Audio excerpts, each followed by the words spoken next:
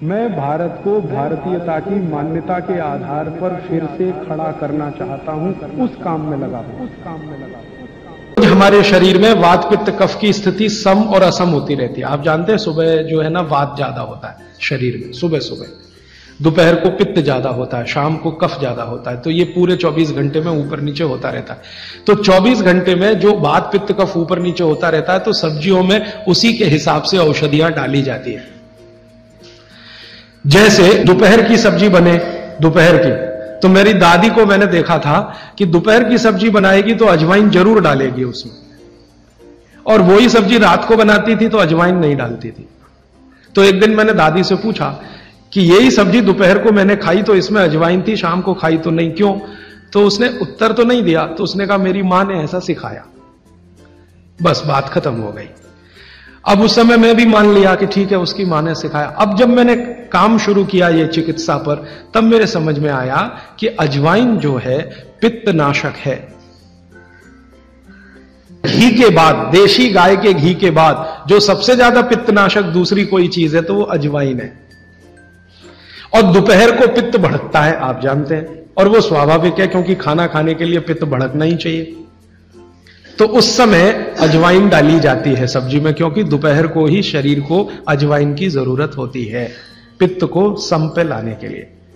तो भारत में ज्यादातर माताएं बहनें ये बात जानती हैं कि दोपहर की सब्जी में अजवाइन चाहिए। दोपहर का दही है ना, दही का मट्ठा, उसमें भी अजवाइन का बघार लगता है। दोपहर की जितनी भी चीजें हैं ज्यादातर अजवाइन ग्रस्त होती हैं या अजवाइन से बनती हैं, क्योंकि पित्त को सम पे रखना है। मैं अब इसको बदलना चाहता हूं और मैं ये समझना चाहता हूं और समझाना चाहता हूं कि स्त्रियां जो कर रही हैं वो किसी डॉक्टर से कम नहीं है। बस अंतर इतना है कि डॉक्टर को आप फीस देकर उससे एडवाइस ले रहे हैं। हमारी दादी नानी फोकट में वही एडवाइस दे रही है, धनिया खाओ, जीरा खाओ और ये अजवाइन खाओ, आपके पेट की गैस खत्म हो जाएगी। और ये 3500 साल से वैसे का वैसा ही है। अजवाइन खाओ तो गैस खत्म होती ही है, कभी भी आप करके देख लो।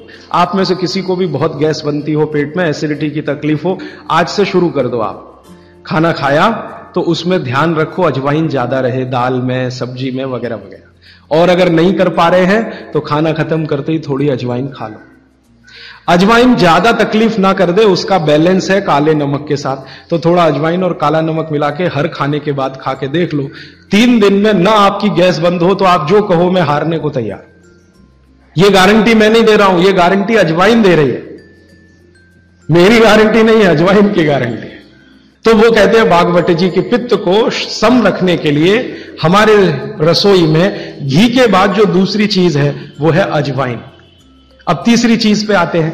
पित्त को सम रखने के लिए अजवाइन के बाद जो तीसरी चीज अपने रसोई में है वो है जीरा। जीरा 2 तरह का है, एक सफेद और एक काला, है ना। काला जीरा सफेद से भी अच्छा है। आप एक नियम ध्यान रख लो, मैंने आपसे कल कहा था, जिस चीज का रंग जितना गहरा वो उतनी ही अच्छी, भगवान की बनाई हुई, मनुष्य की नहीं। मनुष्य ने तो पेंट भी बना दिया है, बहुत गहरे रंग का है। भगवान की बनाई हुई हर चीज में ये नियम आप देखना कि भगवान की प्रकृति की बनाई जो चीज जितने गहरे रंग की है उसकी क्वालिटी उतनी ही अच्छी है। तो जीरा 2 है, एक सफेद और एक काला। काला जीरा सबसे अच्छा, पित्त को खत्म करने के लिए, सम रखने के लिए। तो आपकी रसोई में एक हो गया घी देशी गाय का, पित्त को खत्म करने। दूसरा हो गया अजवाइन, तीसरा हो गया जीरा, और एक चीज हींग। हींग तो आप सब समझते हैं ना, हींग। हींग भी भगवान की बनाई हुई है, आदमी ने नहीं बनाई। हींग के पहाड़ होते हैं, जैसे पत्थर के पहाड़ होते हैं ना, वैसे हींग के पहाड़ होते हैं। हींग वहीं से आती है। तो हींग है, जीरा है, अजवाइन है और देशी गाय का घी। अब इसके नीचे आता है धनिया। धनिया 2 तरह का है, एक सूखा और एक हरा। जब तक हरा उपलब्ध है आप खाइए, जब नहीं है तो सूखा खाइए, दोनों की क्वालिटी एक ही है। सूखे धनिये में कोई कमी नहीं आती। आपके मन में यह प्रश्न है ना, हरे पत्ते का धनिया में कुछ ज्यादा होगा, सूखे में कम, बिल्कुल नहीं है, दोनों में बराबर है। सूखने के बाद भी उसके गुणधर्म में कोई कमी नहीं। दोस्तों, सबसे पहले तो चैनल सब्सक्राइब करें, फिर लाइक, कमेंट और शेयर करें। और हाँ, हमारा एंड्रॉयड ऐप डाउनलोड करना ना भूलें।